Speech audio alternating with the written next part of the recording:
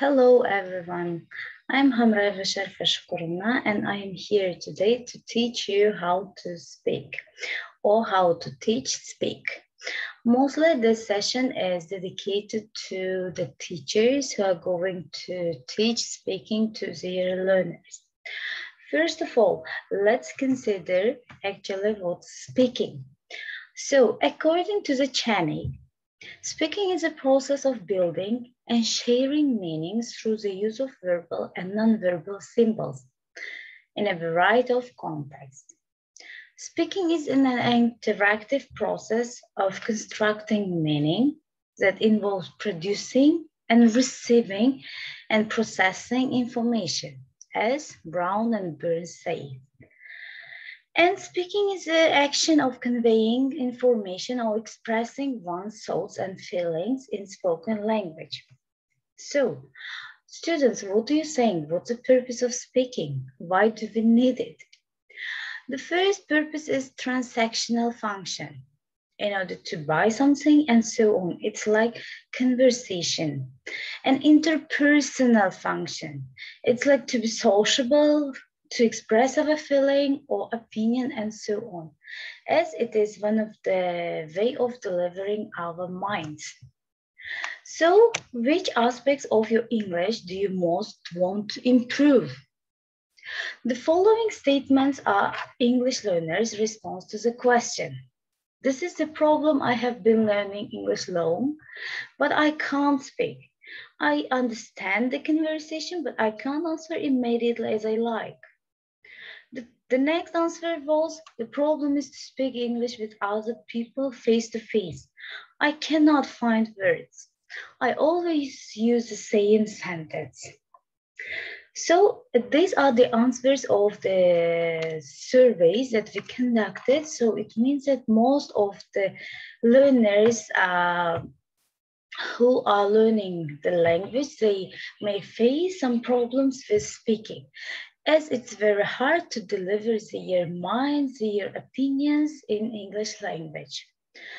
So some problems that some students may face while speaking can be shyness or inhibition, finding things to say, and in this, as a result, they have showed low participation of individuals and the buzzing of the L1 use. It means that the first language as the mother tongue.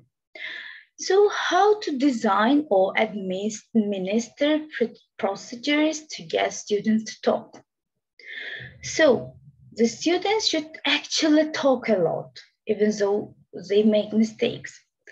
And the language usage should be of an acceptance level.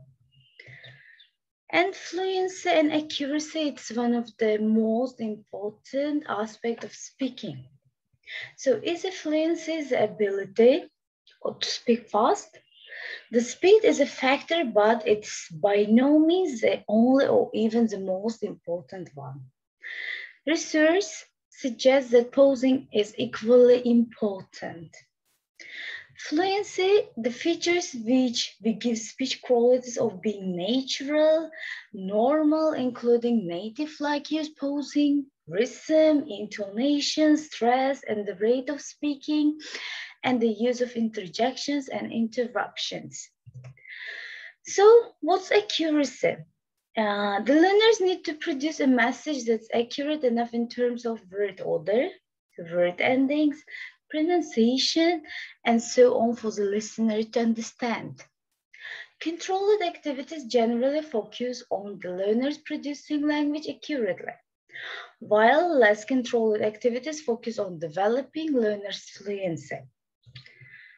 So, in the classroom, we need to get our learners to practice both production and interaction, while when we want to improve their speaking. For this reason, this kind of activities are very useful. For example, drills can be substitution drills, transformation drills, functional situational drills. The next one is pair work and group work.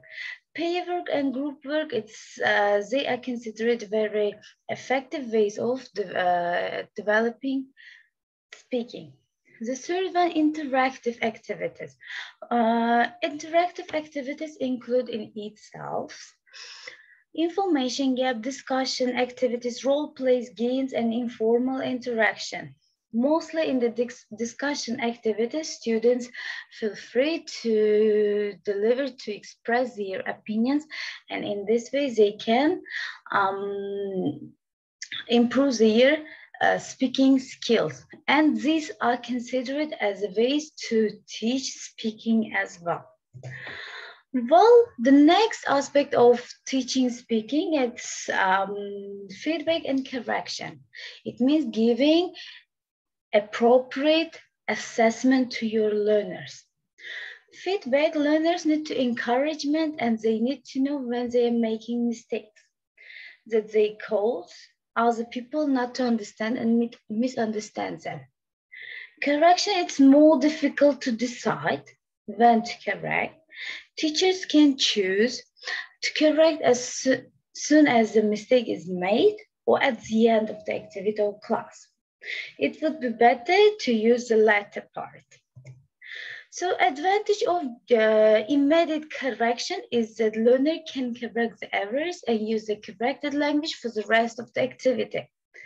The disadvantages can be is that it can break the flow of communication and possibly demotivate or embarrass the learners. So how we should correct our learners? So listening to facilitate speaking. As we know that listening and speaking skills are considered as interconnected skills, we cannot separate them from each other. Brown and Hook colleagues found that prior experience as a listener helps speakers to improve their performance as speakers. There are two reasons for these findings. In the first place being, a listener gives learner model to develop when acting as a speaker. The next one, and being a hearer or listener, helps the learners appreciate the difficulties inherent in the task. So the next one, writing to facilitate speaking. How the writing can help to improve your speaking skills.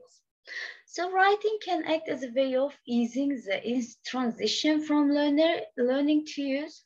Learners tend to rely on very narrow repertoire of memorized expressions in the face-to-face interaction. It can be dictation, paper conversation, computer meditated chat, or rewriting.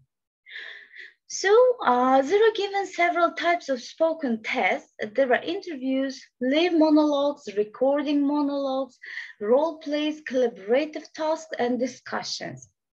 So in conclusion, we can say that practice makes, if not perfect, at least fluent speaker. Therefore, speaking activities are fundamental for speaking. I can say whoever knows speaking a language, it means they know the language, and vice versa. So students, today's session is over. I hope that you got useful information from this session. Thank you, goodbye.